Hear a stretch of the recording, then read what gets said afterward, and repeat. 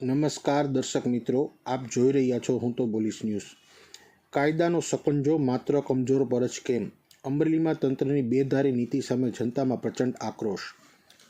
શહેરમાં તાજેતરમાં હાથ ધરવામાં આવેલી વહીવટી કામગીરીએ સ્થાનિક વહીવટી તંત્રની દાનત અને ભેદભાવયુક્ત નીતિઓ પર અનેક ગંભીર સવાલો ઊભા કર્યા છે। સામાન્ય જનતા અને રોજનું કમાઈને રોજનું ખાનાર પરિવારોએ કાયદાનો સન્માન કરીને સહયોગ આપ્યો, પરંતુ હવે ખરી કસોટી એ વાતની છે કે શું તંત્ર આજ સત્તા અને પૈસાના જોરે બેઠેલા મોટા માથાઓ સામે બતાવવાની હિંમત કરશે ખરું? તંત્રની સૂચના મળતા જ રસ્તાના કિનારે નાનો મોટો વેપાર કરીને માંડ ગુજરાન ચલાવતા પરિવારોએ કોઈપણ વિરોધ વગર પોતાની જગ્યાઓ ખાલી કરી દીધી હતી।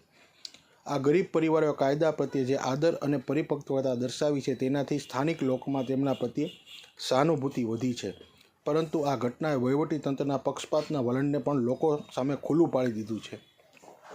હાલમાં સમગ્ર અમરેલીની જનતામાં એ વાતને લઈને ભારે રોષ જોવા મળી રહ્યો છે કે તંત્રની કાર્યવાહી હંમેશા નબળા વર્ગ પર જ કેમ ઝડપી બને છે।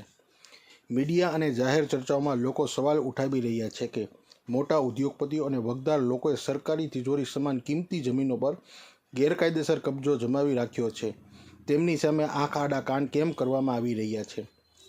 રાજકીય પીઠબળ ધરાવતા સત્તાધીશો અને ધનકુબેરો દ્વારા જાહેર માર્ગો અને ફૂટપાથ પર કરવામાં આવેલા પાકા બાંધકામો સામે તંત્ર કેમ લાચાર દેખાઈ રહ્યું છે?